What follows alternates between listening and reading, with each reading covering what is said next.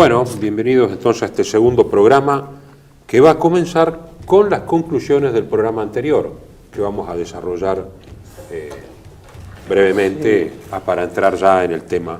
Yo siempre planteo que la Gran Guerra y su origen, la Primera Guerra Mundial, fue un enigma, ¿no? Tratamos de acercarnos a deshacer ese enigma, porque ¿cómo se llega? Es decir, a estos grandes hechos se llegan o por una fatalidad del destino, o por la convergencia de una serie de factores que llevan a lo que a J.P. Taylor llamaba la guerra planeada, aunque no sea un plan específico. Yo extraigo de lo hablado en el programa anterior tres ideas que me parecen importantísimas. Primero, que el siglo XX abre con una inestabilidad en las relaciones de poder que empiezan a gestar tensiones en el sistema mundial de alianzas.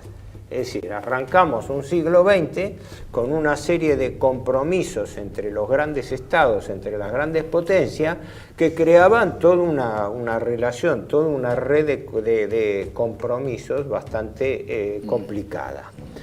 Que no solamente actuaban actores formales, los estados-nación, los imperios, sino también actores informales, entre los cuales señalo tres. El militarismo, pero no el militarismo ideológico, el militarismo técnico, el militarismo que surgía de las necesidades de movilización de los ejércitos modernos, que es algo diferente. El otro factor eran las minorías nacionales que tenían los distintos países y que estaban en confrontación y que afectaban las alianzas mismas, ¿no? Y después algo que no tuvimos tiempo de hablar, si quieren después algo desarrollamos, que es el crecimiento del poder financiero como poder transnacional, que también influye en esto, porque no nos olvidemos que la guerra significa que una potencia extracontinental, los Estados Unidos, interviene en Europa. O sea, razonamiento, la doctrina Monroe fue pensada para que los europeos no interviniesen más en América. La Primera Guerra Mundial rompe con esa tradición y Estados Unidos empieza a intervenir en Europa. Y ni hablar que lo consolida después de la Segunda Guerra Mundial, y es ahí que 70 años después de la guerra, los norteamericanos están todavía en Europa. Entonces, dejando... Y entre guerras con la doctrina Stimson del año 32. ¿Cómo? Y entre guerras con la doctrina Stimson del año 32. Sí, por eso. Es decir, a mí me parece importante esto, ver cómo era esta red, cómo era esta trampa de los sistemas de alianza que creó una madeja tan grande que aparentemente o posiblemente factores no nacionales utilizaron para provocar un encadenamiento. Como vos tenés armada un esquema, un motor, una estructura determinada, pero dejaste debajo la semilla de destrucción de que esas estructuras pudiesen ser penetradas. Hasta ahí la idea mía. Sí. Vos estabas hablando, digamos, de tres principios, por así decirlo, doctrinarios, ¿no? De tres grandes potencias, que me gustaría que... Sí. Claro. Yo creo, por aquello que dije de Inglaterra, la Revolución Inglesa y de la economía mundial, que Inglaterra quiere ser la reina de esto, que toma un método de político que es el siguiente. La economía de mercado, las leyes de mercado y demás, el liberalismo económico, es un instrumento político de poder para Inglaterra, indudablemente. Entonces, Inglaterra que proclama y promueve el liberalismo económico de puertas hacia afuera, no hacia adentro, donde el dirigismo está. Luego lo toma Estados Unidos, pero exactamente igual. Cuando al presidente Grant, después de la Guerra Civil, le preguntan en Estados Unidos en Inglaterra, porque cuando va a adoptar el sistema de liberalismo económico, él dice, bueno, primero vamos a hacer 300 o 400 años, o el tiempo que sea necesario, una política dirigista para convertirnos en una gran potencia como son ustedes. Y después veremos, probablemente adoptemos esto u otro sistema. Esto se los dice Grant cuando le quieren que abra los mercados. No los quiere abrir, quiere decir primero Estados Unidos y después el resto del mundo. Francia, primero es decir, Francia con el imperio napoleónico, del Napoleón III, unifica la corriente que viene de la Revolución Francesa, que llevaba en su vientre las ideas jacobinas, anulado el Congreso de Viena, que yo creo que en 1830, en 1848, liquidan el Congreso de Viena. Por eso el tema de las alianzas se convierte en terreno movedizo. Existe, pero es un terreno movedizo, hoy con este, mañana con el otro, después con el otro, porque hay un interés, una presión que es de otro tipo. Francia vende entonces hacia el mundo esta combinación de Revolución Francesa con la hegemonía cultural francesa. Por eso bautizan a América Latinoamérica, a Hispanoamérica o Iberoamérica, como se le quiera llamar, se le llama Latinoamérica. Es una invención francesa como vocación de imperio mundial por parte de Francia. Y para eso vende el artículo de la Revolución Francesa, entre ellos el tema jacobino, y el aparato cultural y la cultura francesa, que ciertamente es una de las mejores del mundo, no lo vamos a dudar, de las mejores de Europa. Y en tercer lugar aparece un tercer factor, que después de la guerra franco-prusiana marca un hito en Europa, antes de los Estados Unidos, porque los Estados Unidos llegarían, como acá Horacio lo ha estudiado muy bien en su libro, al concierto mundial recién con la guerra de Cuba, con España, o sea, con la guerra con Europa. Ahí entran los Estados Unidos en el concierto mundial. Hasta ese momento no lo hacen. Y para eso la doctrina Monroe, que es una doctrina camaleónica, que ha cambiado, tiene el mismo nombre, pero el contenido cada vez es distinto. El gran historiador mexicano Carlos Pereira dice que cada vez que uno habla de la doctrina Monroe tiene que fijarse la fecha, porque cambia constantemente y seguirá cambiando. Entonces termina la doctrina Stimson. Y en una intervención, como ha dicho muy bien Horacio, en Europa, por parte de los Estados Unidos en la Primera Guerra Mundial. Pero en 1898 es el toque de campana de esto. Está muy bien estudiado en el trabajo de Horacio eso. Ahí entra. Antes no era potencia mundial. A partir de ese momento muestra su vocación de serlo. Por eso logra la paz con el sur en 1916-17. Y la expansión de la frontera interna, con el ferrocarril, los pioneros y todo eso. La expansión de la frontera interna, exactamente. Pero ¿qué pasa? Ese es un elemento que viene después, que entra con la guerra, en 1918 se manifiesta ese destino. Pero antes de 1918, de la Primera Guerra, como consecuencia de la guerra franco-prusiana, se proclama el Imperio Alemán en Versalles. Ahora, el Imperio Alemán, ¿qué es lo que vende? Porque a fin de cuentas, como vos muy bien lo has dicho, evidentemente adopta el sistema económico y dice, señores, producción, libre mercado, fabrico mis productos, los vendo en todo el mundo, y de repente ve que una luz roja se prende en el horizonte y le dice, no, el libre mercado no se maneja desde cualquier lado, se maneja de una capital. ¿Cómo de una capital? Y sí, y los seguros, los seguros se pagan en la misma capital. No se puede hacer un seguro en Europa. ¿Cómo en Europa continental? No hay que pagarlo en la isla. Entonces ahí dicen, ¿cómo esto? ¿Y qué vende el modelo? El modelo inglés vendía el libre cambio, ¿no es cierto? Las doctrinas de Adam Smith y David Ricardo hechas ad hoc para eso, ¿no? Estoy hablando como ideología de poder. La ideología de poder de Francia es la cultura francesa y la Revolución Francesa. Vende eso.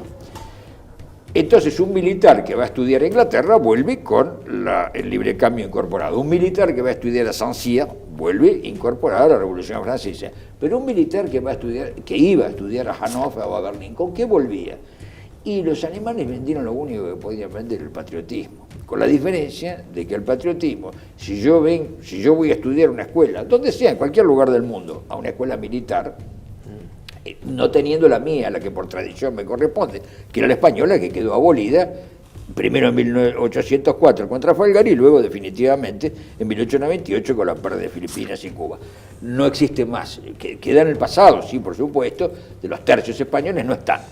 Muy bien, correcto. Dicho esto, como no hay escuela española, la escuela militar, bueno, si yo voy a aprender en cualquier lugar del mundo una escuela militar que me inculca el patriotismo, bueno, cuando vuelvo lo ejerzo en mi patria, porque yo no puedo decir, estudié patriotismo en tal lugar y lo voy a ejercer a Taiwán. El patriotismo se ejerce solamente en casa.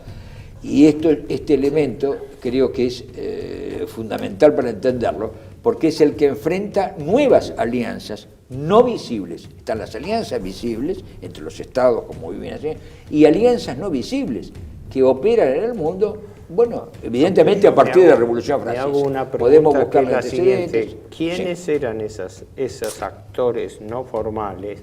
Sí. ¿No? Un amigo, no sé si es también de ustedes, Marcelo Bullo, definió la SUBSAT, las unidades políticas sin asiento territorial. Cosa importante, ¿no? Como son hoy en día organizaciones, ONG, son organizaciones financieras.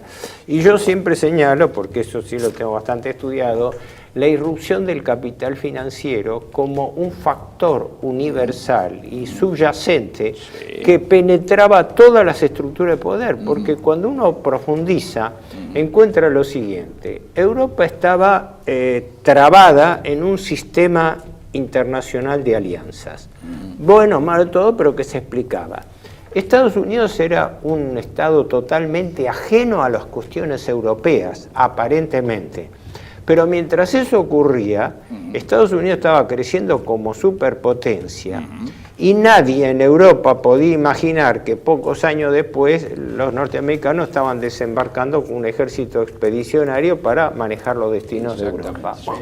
Entonces, ¿qué ocurre? Para llegar a esto, yo digo, hay que entender que el sistema de alianzas se transformó en una trampa, ¿no?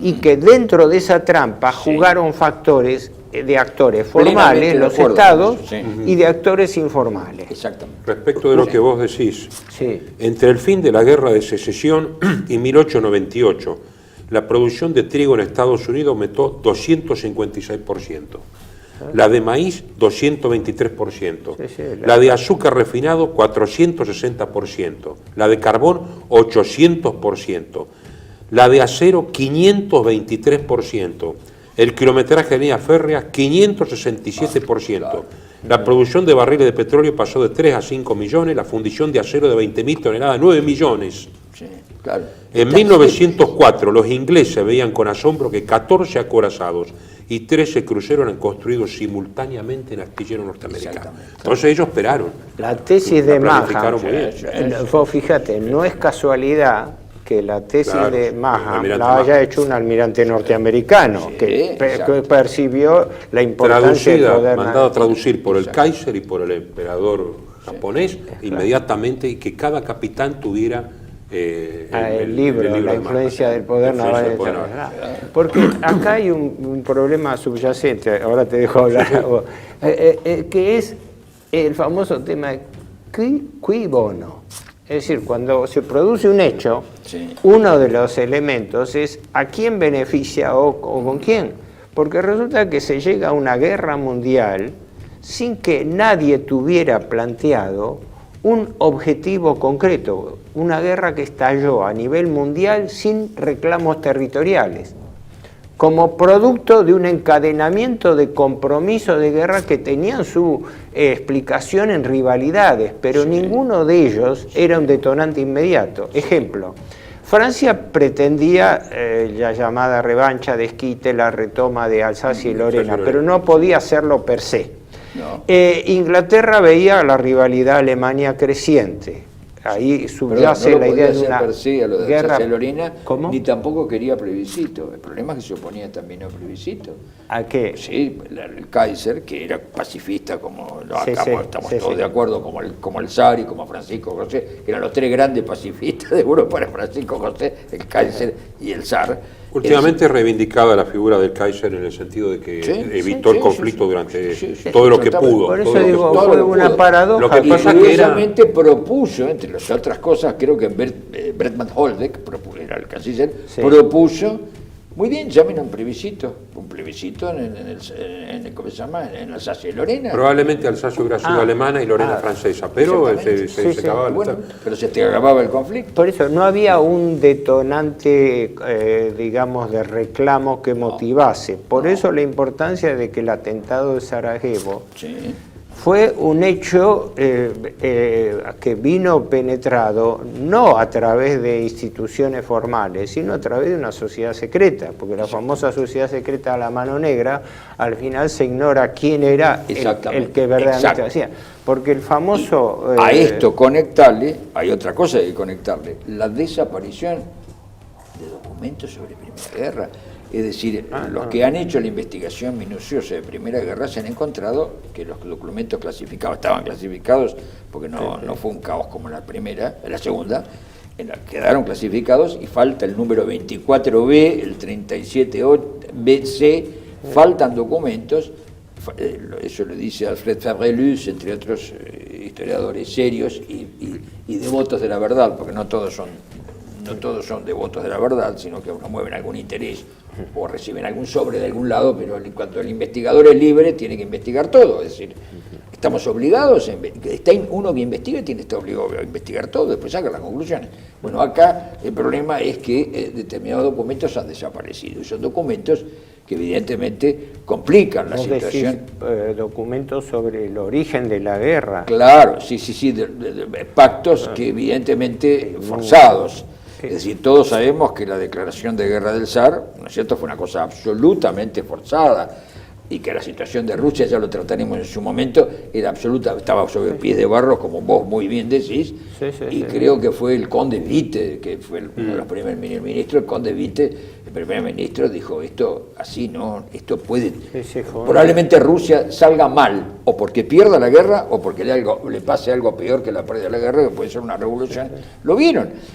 Pero Sazonov no, Sazonov insistió hasta la presión sobre el zar, y creo que el gran duque Mikhail también, que terminó en un pozo de cal, ¿no es cierto? Es decir, lo tiraron los bolcheviques a un pozo de cal. En fin, hay una presión sobre el zar. Hace 2 o 3 años, en el Instituto Juan Manuel de Rosas, Nicolás Kazantsev dio una conferencia, ruso, de origen ruso, dio una conferencia sobre ¿cómo se llama?, sobre la inocencia del zar en todo esto. Bueno, yo creo que no hay ninguna duda de eso, pero yo le dije en ese momento que eso era extensivo a su vez al Kaiser y a Francisco José, porque ninguno de los tres quiere la guerra. Como un error de evaluación. Entonces, exactamente, claro, ninguno de los tres quiere la guerra. Ahora, y cuando vos mencionaste lo de La Mano Negra, que me parece, bueno, La Mano Negra, me guste o no, es una sociedad secreta. No me gusta, no sé, pero es una sociedad secreta.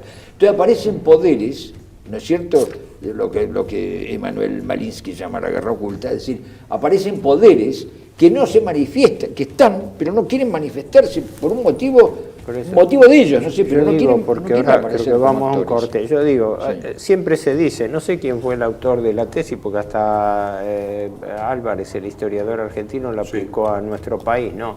La tesis del explosivo y el detonante. Existe una situación explosiva.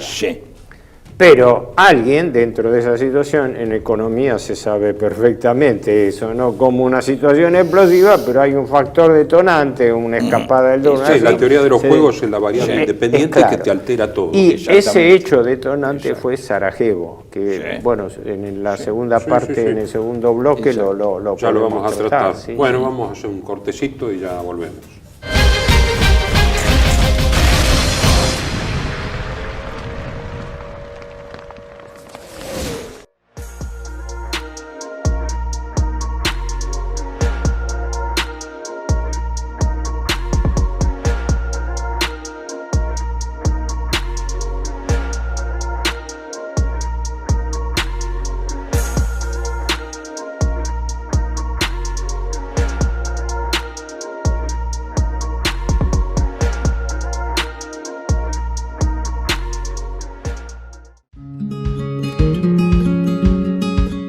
Residencia de Los Ángeles, Es un hogar para adultos mayores habilitado en la ciudad de Buenos Aires, cuyo objetivo es la atención y cuidado de pacientes de la tercera edad. Más de 30 años de experiencia nos respaldan. Trabajamos con dedicación para cuidar a nuestros abuelos y así ofrecerles la felicidad y comodidad que ellos merecen. Estamos en el barrio Villarreal, pasaje Francisco Bauzá 2372, casi esquina Tinogasta. Comuníquese con María al 11 61 70 45 38. Los esperamos.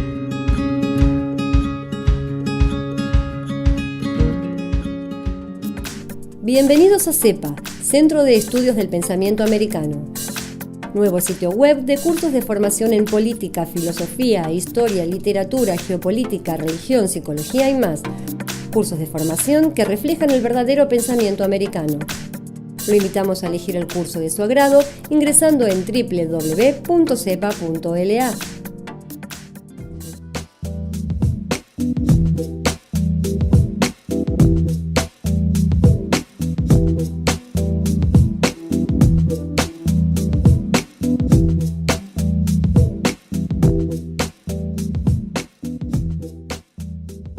Decir siempre la verdad primero tiene un precio.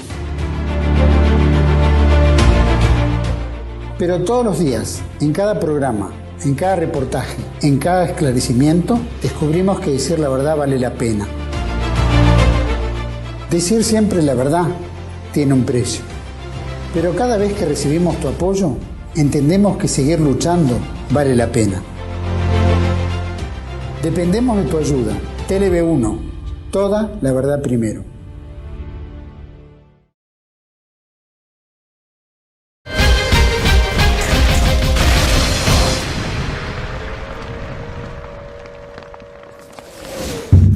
Bueno, continuamos entonces.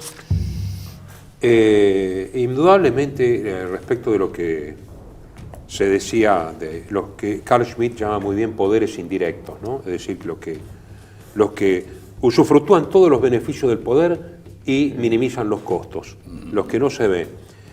Es curioso, pero los políticos no se dieron tanta cuenta de lo que sí los economistas se dieron cuenta a principios del siglo XX. Y es que el capital financiero, que estaba unido de algún modo a las transacciones de la banca, pero respondía al comercio y a lo tangible, se fue cada vez más y más haciendo abstracto. Y esos dos se dieron cuenta en las antípodas. Uno es Sombart y el otro es Lenin. El imperialismo está para subir el capitalismo. Él ve que el capitalismo se ha transformado en capital abstracto. Y Sombart lo ve en el burgués. La degeneración última del burgués es el burgués financista. Exacto, habría que agregar otro. Hilferding, que es el que define el concepto de capital financiero, y hasta el propio Mussolini, socialista revolucionario, que adhiere a la tesis de Lenin de que el asalto al poder por los poderes económicos. El que escribe en el Popolo de Italia, sí. Exacto, sí. Importante eso. El tema fundamental es que este capital financiero abstracto, lógicamente que está desarraigado. Por lo tanto, puede influir a través del préstamo, a través de los condicionamientos de la banca, porque todo el mundo necesita comprar acero, hacer barcos, comprar armas y todo. Y eso se hace por medio de transacciones financieras en donde están todos. Solamente Exacto. Que en la Europa continental está más unido al capital del trabajo y en la Europa atlantista está más unido, digamos, a la finanza abstracta. Exacto. Son principios encontrados. Exacto. Pero fíjense ustedes que, si bien los ingleses, el detonante es el tema de la carrera naval, el famoso tema Dreadnought, el almirante Tirpitz en sus memorias dice, a principios del siglo XX, sabemos que ha comenzado una propaganda cada vez más violenta contra Alemania en los diarios británicos. Exacto.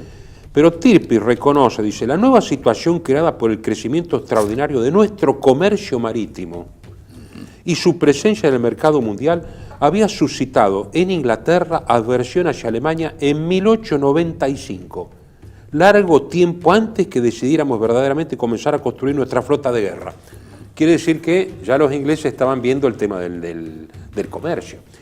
Ojo, del punto de vista británico era obvio, la política británica pivotea sobre ese equilibrio de poder y Britannia rule the waves, ¿no? El no permitir que nadie maneje el comercio y que no se impongan además los productos por sobre los de Gran Bretaña. Y evidentemente estuve leyendo hace poco la capacidad alemana en telegrafía inalámbrica. A principios del siglo XX, ¿Qué, perdón? telegrafía inalámbrica, con las torres, por ejemplo, la gran estación transmisora de Togo. Por eso Togo era un objetivo militar en África en la Primera Guerra Mundial. Que se usa por primera vez en Tsushima. En Tsushima hay enlace por TSH, telegrafía sin hilo, en la batalla de Tsushima.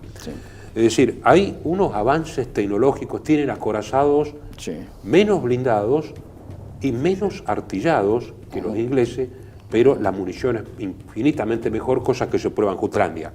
Entonces, todas esas cosas al Imperio Británico le van molestando. Un imperio que tampoco se pone el sol en su imperio. Y hay un montón de guerras, de mini-guerras. En 1875, búlgaros y bosnios se levantan contra el Imperio Otomano. Guerra ruso-turca en 1877. Anexión por Rusia de Besarabia y parte del Cáucaso y reconocimiento por parte de Turquía de la independencia de Serbia y Rumania. Austria-Hungría aprovecha para ocupar Bosnia-Herzegovina y Gran Bretaña se asegura Chipre. 1908. No, o sea, 1877. 1877. Porque lo formaliza después en 1900. Claro, pero digamos de facto, en 1888 Serbia enfrenta a Bulgaria, en 1897 Grecia le quita Creta a los turcos. Entre 1899 y 1902, la cruel guerra anglo-boer por la posesión del Transvaal y sus diamantes, que queda muy mal parada Gran Bretaña frente a la opinión pública mundial. Porque fueron los inventores de los campos de concentración. No, ahí está, yo lamentablemente no traje. Y con la intervención de un joven. Tengo acá la fotocopia. Perdona, una anécdota, pero que es algo más que anécdota política, que obviamente ustedes la conocen, ¿no?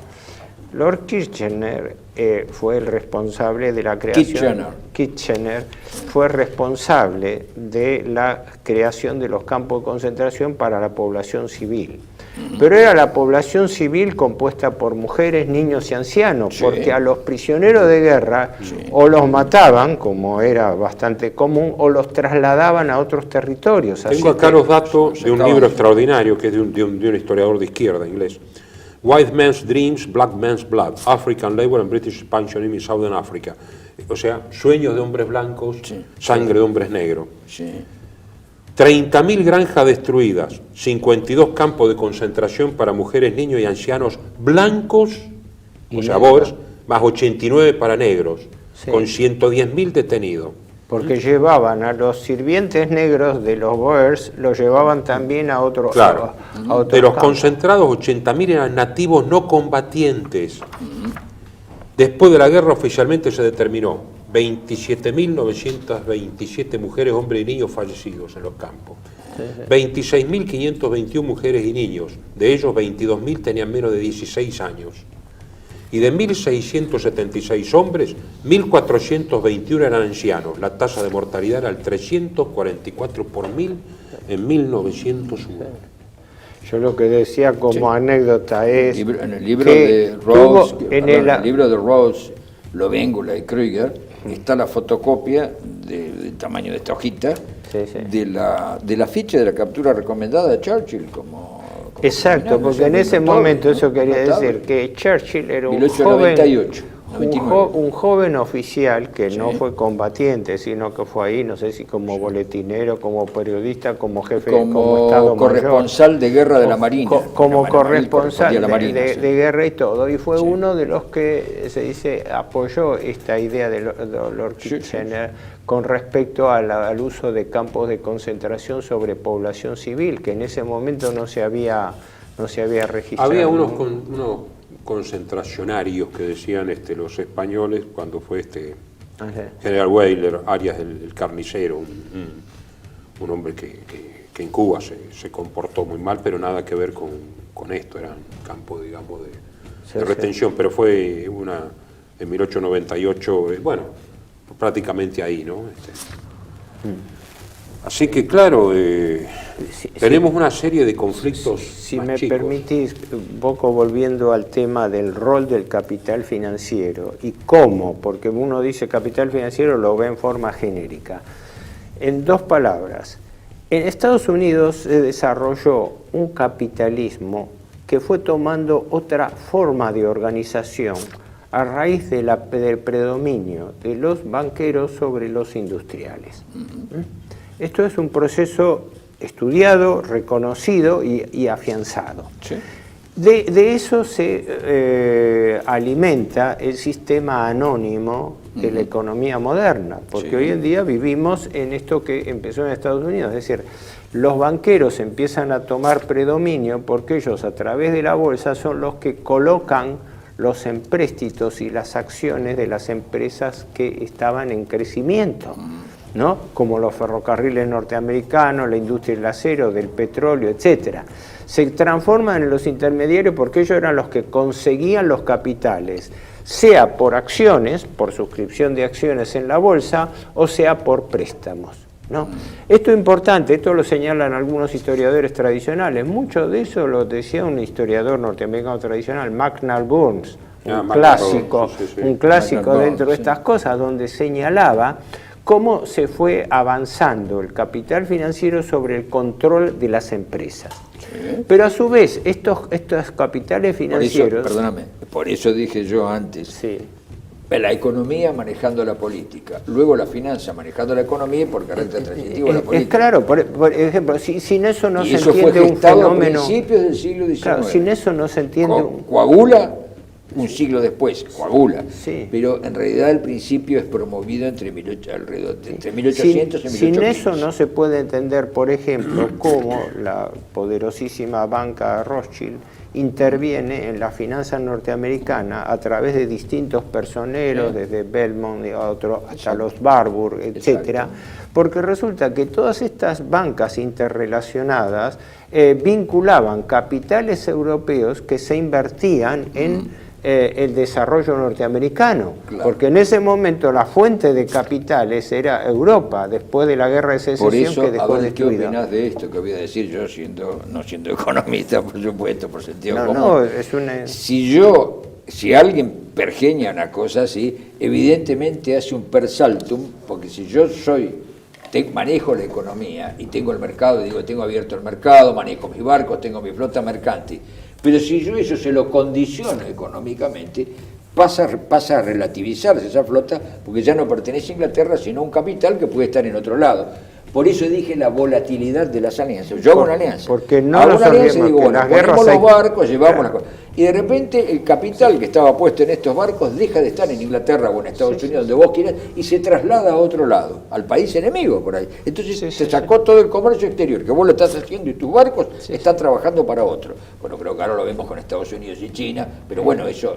Bueno, por eso, un caso pero patente yo creo que eso empezó... y trágico fue el de la Rusia zarista, Sí. donde la Rusia zarista estuvo, es decir, el caso concreto que bancos de Nueva York, con la cabeza Kuhn, Loeb y compañía, que estaba el famoso banquero Jacobo Schiff, financió la compra de armamento japonés contra Rusia, porque entre los problemas de minoría que tenía la Rusia zarista estaba el problema con la creciente demográfica colectividad judía. Exacto, Y pero ahí entonces, tenés una prueba, en el caso del apoyo a Japón, la volatilidad. Lo apoyaron a Japón porque convenía en ese momento. Si hubiera sido lo contrario, no les importaba Japón. Sí, pero es lo decir, el que apoyo quiero a decir Japón es- no era por Japón, sino claro. porque la finanza lo dictaba, que es Esperá, distinto. aunque, espera, yo lo que me refiero es cómo los actores formales, los estados, Japón con su expansión en el continente, primero guerra de Manchuria, después la guerra contra Rusia, ¿no? Pero fueron determinadas por un aspecto poco conocido, que era quién financió la guerra al Japón, porque Sí. Japón terminó la guerra la guerra de 1905 con las finanzas totalmente destartaladas, porque el esfuerzo no solamente de sangre, sino el esfuerzo financiero de las finanzas públicas, y a la vez desgastó la situación del zar que le desembocó. Por eso el rol del capital financiero es uno de los que yo veo como factor determinante de esos actores no formales que determinaron los hechos. Bueno, el telémetro de la artillería de los barcos japoneses era británico. Es decir, si uno ve pues, Russia Today o Sputnik News actualmente, ¿no? Los canales de transmisión de noticias rusos, siempre señalan que el enemigo de Rusia no es Alemania. Alemania puede haber enemistad, amistad, el enemigo permanente es Inglaterra. Lo dicen hoy en día. ¿Por qué? Porque es una cuestión geopolítica. Mackinder y Mahan, digamos, por así decirlo. El mapa lo dice. El mapa lo dice. Bueno, eso es una larga historia, pero la tesis de Mackinder no es casual que la haya elaborado un británico en la Sociedad Geográfica, porque era una advertencia a sus connacionales ilustrados de que el corazón, lo que él llamaba el corazón continental, el Heartland, el corazón continental dentro de la isla mundial, que era Eurasia, ¿no? Era el verdadero problema para el Imperio Británico. De ahí la gestación de potencias marítimas, Gran Bretaña, contra potencias continentales. Y de ahí la operación. Con Rusia estaban enfrentados en Afganistán, en Persia y por el problema del Extremo Oriente. Por eso Inglaterra... Robinson y Gallagher dicen, con estas fronteras inseguras siempre nuevas, que por eso para asegurar Suez hubo que ocupar Sudán, para asegurar los ingleses. Robinson y Gallagher. Gallagher, sí. Hubo que ocupar Sudán. Para defender Sudán, pues tenía que defender Egipto. Hubo que ocupar hasta lo enclave de Zanzíbar. Vos me haces acordar, en geopolítica, no sé quién fue que dice, en realidad el Imperio Británico fue creado para la flota, dijo. Porque toda la expansión del imperio sigue la cadena de líneas de comunicación. Bueno, y la India, ¿no? La gran perla es la India. Entonces, dice... De no haber habido Primera Guerra Mundial, para defender la India hubieran tenido que ocupar, porque ocupaban Afganistán, Irán, todo para hacer el cerco de Rusia, hubieran tenido que ocupar, para defenderse frente a Alemania, la misma Rusia. Es decir, claro, Paul Kennedy, en auge y caída de las grandes potencias, lo menciona y le dice, esto tendría que ser una lectura inteligente para George Bush, hijo. Claro, porque para defender la avenida Rivadavia hay que ocupar la avenida Corrientes, pero para defender Corrientes hay que ocupar Córdoba, hay que ocupar Santa Fe, hay que ocupar La Sierra y hay que ocupar el Río de la Plata. Claro, es que es así, la frontera insegura siempre no hay. Como detrás está hay un mecanismo abstracto que necesita extenderse, como decía Spengler, hasta lo máximo que da, como es un quantum de energía la finanza abstracta.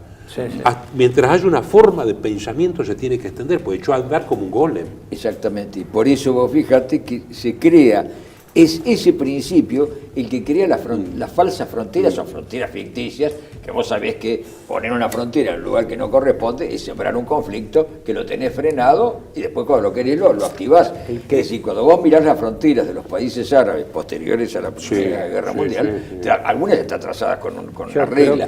Es evidente que agarran pedazos de esto y del otro, es evidente que son fronteras creadas ad hoc para activarla si es necesario un conflicto. Y aquí lo tenemos. Mirá, este problema de cómo los factores económicos financieros determinan las movidas políticas, el que lo planteó magistralmente fue Spengler en La decadencia occidente, cuando él dice que hay dos grandes, dice primero, un poder solo puede ser desplazado por otro poder y no por un principio. Sí, exactamente. Y existen dos poderes, decía Spengler, ¿no? Dice, el poder del dinero y el poder de la industria. Él llamaba la lucha entre el oro y la espada. Exactamente. De la cual decía que por un lado estaba el poder financiero, que era el poder del dinero libre, sin patria, que podía emigrar y trasladar. Es lo que estamos diciendo nosotros. Y por el otro lado estaba el poder industrial, del cual estaba íntimamente relacionado el poder militar moderno, porque el poder militar siempre fue a par y paso del poder militar. y que esa era la gran tensión que se vivía. Esto dicho hace 100 años ya. Se vivía en Estados Unidos entre el aparato militar industrial y la gran banca en Vietnam y en toda esa Claro. Un capital financiero que desplazándose puede mover guerras o puede mover desequilibrios centrales. Hacemos un alto entonces. Hacemos un alto y continuamos.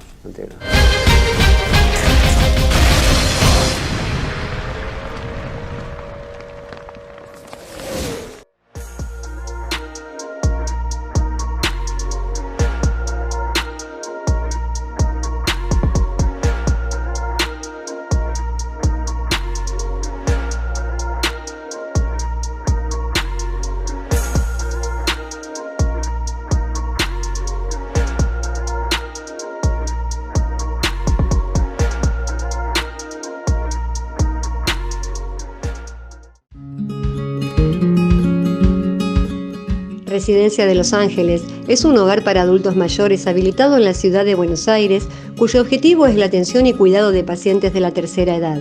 Más de 30 años de experiencia nos respaldan. Trabajamos con dedicación para cuidar a nuestros abuelos y así ofrecerles la felicidad y comodidad que ellos merecen. Estamos en el barrio Villarreal, pasaje Francisco Bauzá 2372, casi esquina Tinogasta. Comuníquese con María al 11 61 70 45 38. Los esperamos.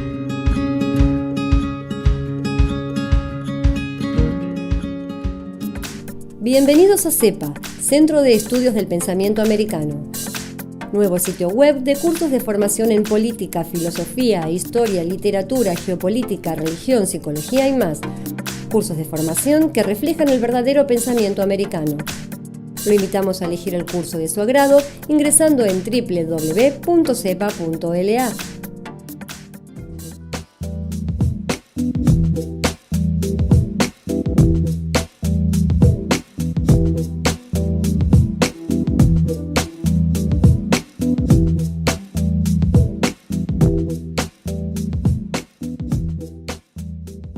Decir siempre la verdad primero tiene un precio.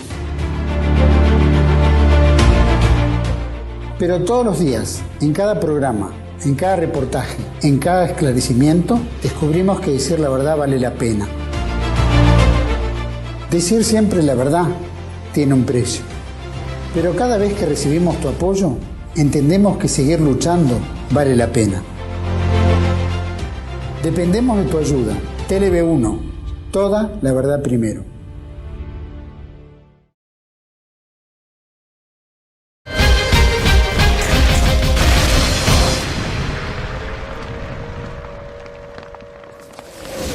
Bueno, estamos en los prolegómenos inmediatos de la Primera Guerra Mundial y cómo se están moviendo las fuerzas espirituales también, Raúl, las religiones, por ejemplo. Y sí, evidentemente no se puede negar que como consecuencia de las revoluciones de 1830 y sobre todo la de 1848, y lo que culminó en la Comuna de París, alguien dice, no, la Comuna, lo que pasa es que los alemanes ganaron la guerra franco-prusiana. Está bien, eso fue el factor militar que derrumba además el modelo francés, por eso acá en Argentina se cambió el modelo francés por el alemán. El modelo español lo habíamos cambiado por el modelo francés, por eso la guerra paraguayo-sanquepí al estilo francés, y después desapareció el modelo francés y fue sustituido por el prusiano, precisamente porque declinó el imperio francés con la caída de Napoleón III del imperio de guerra franco-prusiana. Pero la Comuna estaba latente ya en 1848, es decir, eso iba a estallar tarde o temprano. Inclusive un gobernante nuestro lo percibió, como no de Rosas dice que ahí está pasando algo muy raro, y cuando en 1871, que Rosas estaba en Inglaterra, condenó, está en la correspondencia, ¿no? Es decir, condenó la revolución de la Comuna diciendo que era algo que ya se había visto, porque él vio la revolución del 48, estaba en el poder acá, eso hay que tenerlo en cuenta. Se dieron, bueno, por supuesto, no hemos mencionado a un gigante que vio estas cosas, que es Alexander de Tocqueville, ¿no? Tocqueville, con esa visión que tuvo, que vio Estados Unidos, vio el conflicto, vio el crecimiento futuro de los Estados Unidos como nadie. Tocqueville es una cosa extraordinaria, como vio todo esto, pero el problema es que ni siquiera el poder espiritual quedó libre de estas tensiones. Por ahora está que la Iglesia no solamente tuvo la pérdida de los estados pontificios, después consecuencia de eso fue dos cosas. Una, el tema de la infalibilidad papal, que como es un tema teológico, yo no lo voy a tratar acá, pero hay una cosa que es cierta. El tema, la Iglesia vivió 1870 años sin infalibilidad papal y de pronto la infalibilidad papal se convirtió en una pieza fundamental. La crisis que vive hoy la Iglesia después de Vaticano II es una prueba de que la infalibilidad papal puede haber sido un error. Pero es un tema teológico, hay que tratarlo de otro modo y de otra manera. Puede haber sido un gravísimo error. El asunto es que la presión para la infalibilidad papal fue tremenda. De los mismos poderes, de parte de los poderes que estaban ya, digamos, que habían concertado unas alianzas, para usar las palabras de Héctor Giuliano, que habían concertado alianzas con los poderes temporales. Es curioso que son los mismos, y los otros son desplazados. Se produce el Concilio Vaticano II, donde la Iglesia percibe la cuestión social, la percibe, es decir, la formaliza, porque percibirla la percibió siempre, porque la Iglesia practicó la caridad y demás, pero formaliza el problema social. Pero ¿qué pasa? Al mismo tiempo hay estos poderes que operaban, ponen un pie dentro de la Iglesia y se produce un conflicto que curiosamente lo resuelve en 1902 el Imperio Austrohúngaro, cuando el emperador Francisco José, a través del cardenal arzobispo de Viena, veta el nombramiento del cardenal Rampora dei Tindari como papa, y sale electo papa Giuseppe Sarto, es decir, Sarto, San Pío X, después San Pío X, canonizado por Pío XII. Esto significa que el conflicto afectaba también a la Iglesia, es decir, la Iglesia no era ajena de esto, y todos sabemos que la Iglesia era la expresión espiritual de Europa, de toda Europa, en la cual no había ni alemanes, ni franceses, ni italianos, ni españoles. Toda Europa era cristiana, hasta inclusive la Europa oriental, es decir, inclusive Rusia, ¿no es cierto? La ortodoxia, está el cisma, pero por encima del cisma el credo es el mismo. ¿Me permitís una cosa en ratificación de eso? Sí. El Imperio Austrohúngaro era, paradigmáticamente, el sostén principal político de la Iglesia Católica. Era la principal potencia católica, el imperio. Sí. No por nada la lucha de la masonería contra el imperio iba a debilitar el poder de la Iglesia Católica. Sí, eso es un tema estudiado. Eso es un hecho, y por eso pero eso es un tema de revisionismo minucioso, habría que hacerlo, revisar el trabajo de termitas que hubo en el Imperio Austrohúngaro, porque el Imperio Austrohúngaro estaba muy debilitado. Cuando en el 14 lo agarra debilitado, no solamente por la muerte del archiduque Rodolfo, sino además por el hilo de Francisco Ferdinando, sino que estaba carcomido por adentro, había carcomido internamente, no así el Imperio Alemán, pero sí el Imperio Austrohúngaro, y precisamente es el último eslabón que queda formal, del Sacro Imperio Romano-Germánico. A fin de cuentas es el Sacro Imperio, la corona imperial del Sacro Imperio sigue estando en Viena aún. El proceso, cuando se habla de ver en perspectiva que las dos guerras mundiales fueron parte de un mismo proceso de descomposición y destrucción del poder de la Europa central, es decir, el viejo objetivo británico de que no existiese en el continente un perturbador continental, es decir, una potencia hegemónica que neutralizase sus funciones. Eso tiene consecuencias tremendas, porque puede llevar a la destrucción hasta el principio espiritual. Es decir, bueno, arrasamos con la Iglesia, si la Iglesia molesta, también arrasamos con ella. Bueno, hay ciertas cosas que tienen una gravedad, llegan a un punto de gravedad. Sí, en realidad, estrictamente hablando, el tema religioso contra la Iglesia en la Primera Guerra Mundial no se dio en forma directa, se dio antes. Pero que el proceso venía. Sí, se dio porque antes. acá hay que, como tantos temas no se pueden hablar, acá hay que entender que en la segunda mitad del siglo XIX fue el avance de los movimientos socialistas revolucionarios. que no estaban unificados y que respondían a distintas corrientes. El mismo movimiento social cristiano, que también influye mucho en la encíclica Renum Novarum de 1891, es porque también la Iglesia recepta esa realidad, ¿no? Claro. Entonces ahí había un problema en que las dinastías reinantes estaban en una posición de resistencia y represión frente a las nuevas corrientes que venían. Este fue el trasfondo que se dio en el Imperio Austrohúngaro, ni hablar en el Imperio Ruso, e incluso en el Imperio Otomano con la Revolución de los Jóvenes Turcos en 1908, que barren al sultán y instauran una república. Exactamente, ahora fíjate qué extraña idea acabas de poner vos sobre una mesa. La extraña idea de que ambas cosas, el imperialismo financiero, la patria financiera, si querés decir las patrias financieras, y el internacionalismo ideológico coinciden, son funcionales.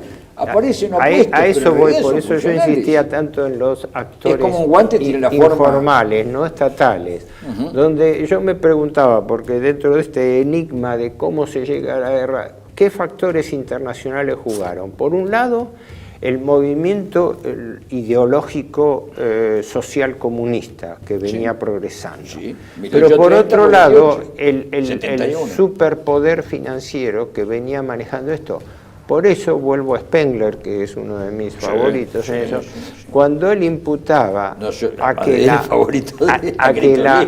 él imputaba, ¿te acordás? Que dice en un momento también, que la alta finanza sostiene al proletariismo obrero en contra de la industria, para destruir el poder económico de las naciones. Bueno, Galbraith dice que abrevan los dos en el principio económico. Es claro. Tanto el marxismo como el capitalismo. Y hasta le pega un palito a estas cosas que hemos señalado sobre la Iglesia, ¿no? ¿Cómo? ¿El mismo? Hasta le pega a lo que hemos señalado sobre la Iglesia, cuando dice la clase plebeya sacerdotal, que es peor que el bolchevismo. Eso dice Spengler también, ¿no? Es decir, Spengler ve... yo lo que digo es que siempre se ha analizado y se analizan los conflictos con los actores formales, los estados, y se soslaya estos problemas informales de estos actores no formales. Por eso reivindico también a Marcelo Gulo cuando él habla de organizaciones sin base territorial, o que las tenían, porque las minorías las tenían. El Imperio Austrohúngaro tenía entre 11 y 15 nacionalidades distintas, con sus intereses regionales. Pero aún así eran secesionistas, eran independentistas, pero no eran internacionalistas. Distinto era el movimiento socialista internacionalista que se estaba gestando y que después... Que pese a lo que ocurrió en la Comuna y todo, pudo todavía ser controlado de alguna manera, pero con la Gran Guerra estalla. Claro. Por eso que vos señalás, se puede decir que eran que exigían sanamente una autonomía, que exigían mayor participación en algunas cosas, hablo del Imperio Austrohúngaro, pero no eran internacionalistas. El internacionalismo aparece cuando aparece la mano negra, porque aparece ya algo que no se sabe de dónde que viene, es usado como instrumento es usado como instrumento de... El gran misterio del atentado de Sarajevo, por eso decía qui bono, es que no había duda de que había habido una sociedad secreta, la mano negra, que tanto Gavrilo Princip como Kabrinovic, como Ilic, que todo... Y que eso llevaba a las autoridades serbias, al coronel Apis, que era el jefe del servicio secreto. Pero no se podía probar que el propio gobierno serbio estuviese involucrado. Estaba involucrado. No estaba involucrado. Los estudios que se han hecho... Sí, el gobierno Pasic, todo aparentemente no pudo ser imputado. No pudo ser imputado, pero evidentemente el precio que pagaron... El primer ministro tuvo que renunciar, es decir, estaba implicado y tuvo que renunciar. El precio que se pagó es altísimo para reivindicación, que a fin de cuentas... En lo personal, la idea la moraleja que uno saca de esto es que dentro de la madeja que se había armado del sistema mundial de alianzas, hubo, como dice una mano negra, Hubo efectivamente factores que operaron a través del sistema de alianzas, pero con un objetivo que pudiera ser mucho más importante. Porque no nos olvidemos que ya en los movimientos revolucionarios socialistas y también parte de la influencia masónica apuntaba a hacer desaparecer todas las monarquías de Europa. Ustedes lo dicen explícitamente en el siglo XIX. Y las dos revoluciones que vuelvo a repetir, claro, 1830, 1848, y para eso necesitaban 71, un cambio copernicano en el mapa de la estructura de poder y el mapa de Europa. Y eso fue el sentido para mí, no solamente de la primera, sino de ambas guerras mundiales. Es decir, fue una forma de desplazamiento de las estructuras de poder que se dieron dentro de los estados. Sí, la corriente profunda de Pierre Renaudin es como un iceberg. Uno ve y historiza lo que está arriba y lo que está abajo, la corriente profunda. Tesis del explosivo y el detonante, que en este caso, si tenemos tiempo, unas palabras sobre el hecho de Sarajevo, que en realidad el hecho en sí no creo que valga la pena analizarlo en detalle, quién tiró la bomba, si pasó 2 cuadras más, 2 cuadras menos, de la fatalidad.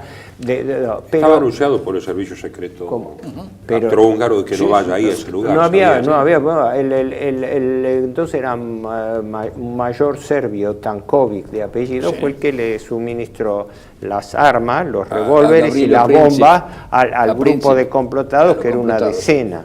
Y eso está para Príncipe. Claro, lo que no saben es, como todas las sociedades, los dos atentadores, Gavrilo Princip y Kabrinovic, tenían 19 años.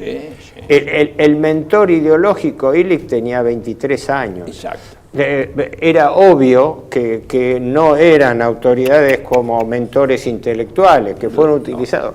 Por eso el enigma de quién realmente actuó, porque tampoco se pudo comprobar la responsabilidad de Serbia. ¿Por qué? Porque hay una duda que es la siguiente. ¿Qué se pretendía lograr con el asesinato del heredero al trono de Austria-Hungría? Sí, evidentemente con los problemas dinásticos era meter el dedo en la llaga, ¿no? Pero eso en sí no iba a mover la situación política en forma inmediata, y además era una cosa agraviante. Tenía que haber algo más profundo de eso. Prueba está que el mismo Imperio Austrohúngaro, cuando da el ultimátum, en realidad a lo que pide al gobierno serbio es que desarticule los movimientos nacionalistas contrarios que hacían campaña contra el Imperio Austrohúngaro, ¿no? Y en el único punto que es el detonante que rechaza Serbia es que pedía que funcionarios austríacos se trasladasen a Belgrado para analizar el tema. Pero no había motivo, es decir, ¿qué se pretendía en lo inmediato? Porque no había pretensión austríaca sobre Serbia. No había reclamos territoriales. Nada, no había es decir, fue un arrastre, es como decir, vos Gran tenés Ducado armado de Bosnia, una gran, no sé, para los poder... serbios, el Gran Ducado de Bosnia era en la frontera, por eso era la Herzegovina, ese ducado. Los serbios ven con la ocupación italiana de Isla del Dodecaneso, que Turquía está tan débil, y ahí es donde hay la idea mesiánica de Gran Serbia y todo eso, que es aprovechada siempre por poderes indirectos, una juventud exaltada y un nacionalismo, digamos, muy acendrado, el mito de Kosovo, ¿no? Frente a los turcos, y todo eso es caldo de cultivo. Exactamente, se lo potencia, se le da otra dimensión para lograr un conflicto mayor. Pero en realidad eso son reivindicaciones algunas muy concretas y muy simples, que son fáciles de satisfacer. Fíjate una cosa que yo muchas veces lo he reflexionado a título personal. Serbia arrastró a Rusia a la guerra. ¿No? O sea, el bendito y el maldito problema de las alianzas trajo que una vez definido una estructura, es como si alguien analizó un circuito, vio dónde podía pinchar o dónde podía armar un cortocircuito en el circuito, y eso pasó, porque en realidad Serbia, con su proyecto de Gran Serbia, se independizó y se desbocó y terminó arrastrando el apoyo ruso. un Claro, apoyo Rusia que como era, protectora de todos los pueblos claro, eslavos, exacto. de la o sea, ortodoxia, quedó y el atrapada, eslavo y ortodoxo. quedó Exacto. atrapada por su propia Bueno, pero como estamos terminando, vamos a ir, digamos, al atentado en sí, las declaraciones de guerra, y lo trágico de todo esto, que los tres grandes monarcas, digamos, el zar, El Kaiser Guillermo Claro. y Jorge V de Gran Bretaña eran todos nietos de la de la reina Victoria y primos hermanos entre sí. Sí. Y es una correspondencia, por lo menos, entre los que eran más amigos. Nicky y Billy, que así se llamaban ellos, Sí, entre sí, sí, sí. donde tienen que movilizar y... El Kaiser llama al zar Sí, sí, Nicolás sí. II para pedirle que Para frene pedir, y la otro dice, movilización. ya, El zar la frena y después viene el ministro Sazonov. Sí, sí, ahora no puedo... Sazonov Y el gran duque Mijael, que estaba atrás, Sí, por sí. eso lo grave. Sí, sí. Así que, bueno, pero eso es Sí, sí, para sí, otro sí, programa. sí, sí, Bueno, para el próximo. muchas gracias. Vamos Para el entonces próximo tratamos de dejamos tema. planteado así el tema, es decir, en este segundo programa Sí. hemos avanzado ya, hemos, digamos, completado la idea de los prolegómenos de la guerra mundial.